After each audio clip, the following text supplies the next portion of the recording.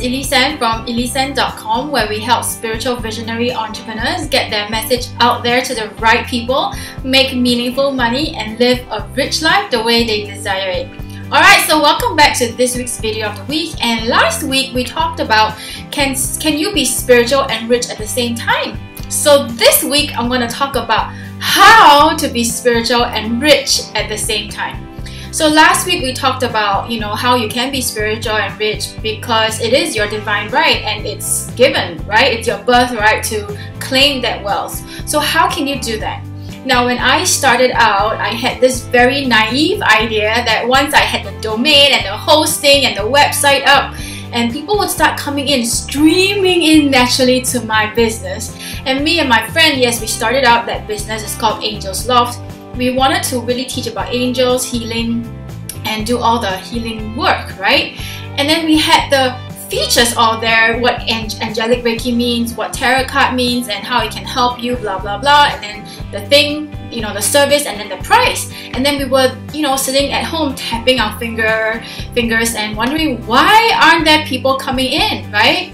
And that was when we quickly realized that having gifts alone wasn't enough to get our name out there to serve our clients.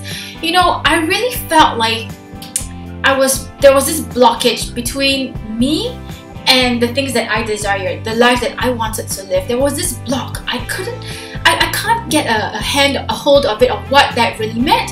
And so I thought that maybe I did something so horrendous and hideous and terrible in my past life that I was so obsessed with my past life, and I want to go in and clear it and clean it out and create a new karma for myself.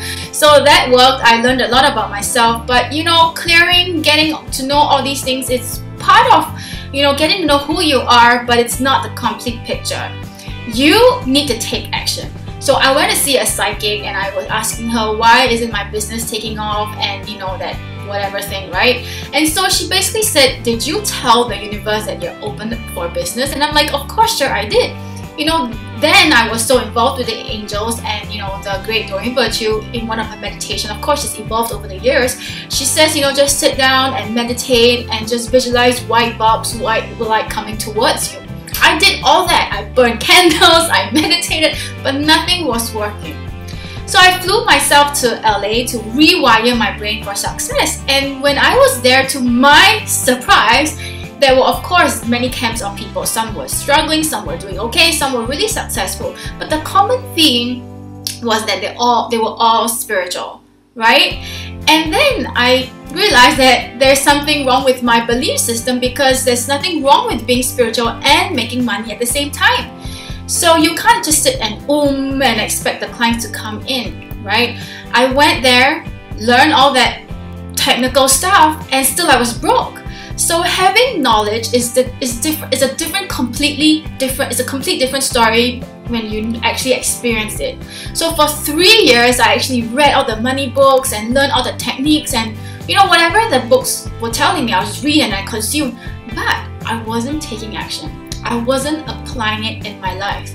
Well, nobody wakes up one day and decide to hire a coach, right? So I had enough bumps knocked on the wall, and I decided, this is it. I was so sick and tired, I was not getting results, and therefore I decided to hire a coach. And that was when my life quickly turned around, and I started to implement those actions, and I got the results very quickly in 3 to 6 months. So the key is you have to take action, and it has to be fueled by the right positive mindset.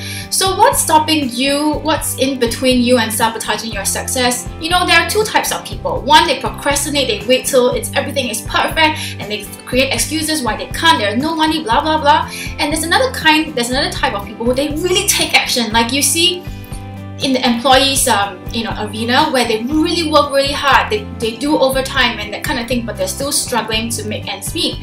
So there is the excuses, there are people who give excuses, and the other type would be the workaholics.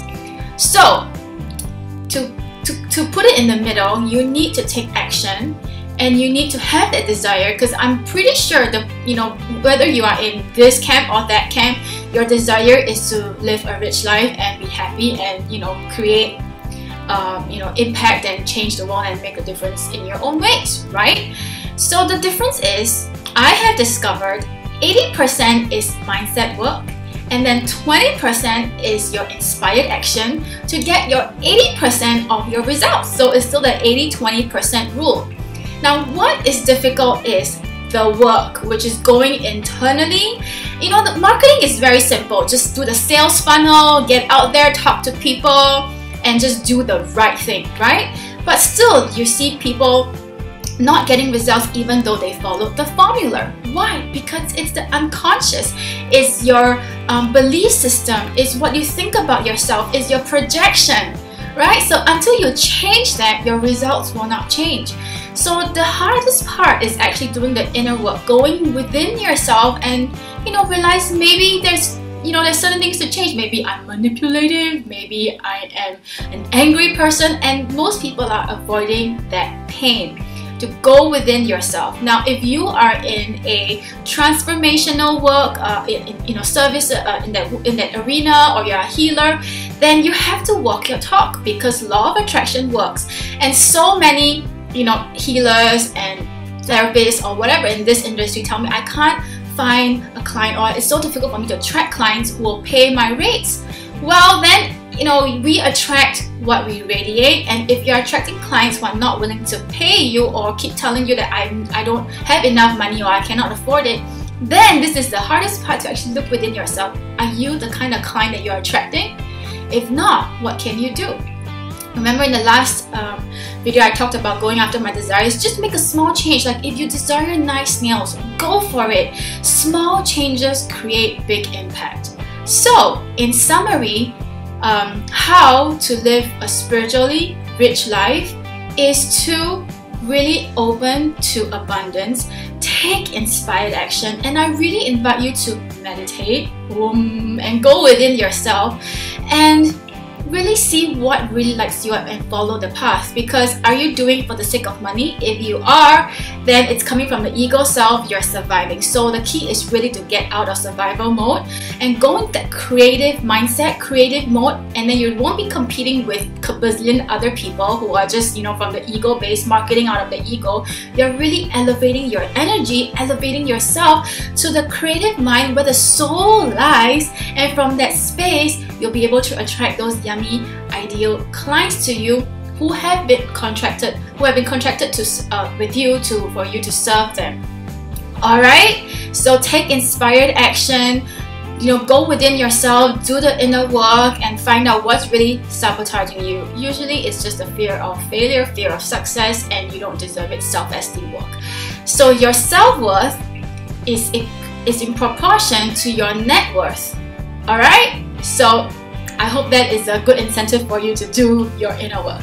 Alright, so I know you have a gift and you know you have a talent, so stop being the world's best kept secret and get your name out there. You are worth millions. The answer is always yes. So if you have enjoyed this week's tip, I would like you to like it, share it, tweet it with your friends and family and those people who you care about, and leave me a comment below, and remember to subscribe to my channel. I'll see ya soon. Bye!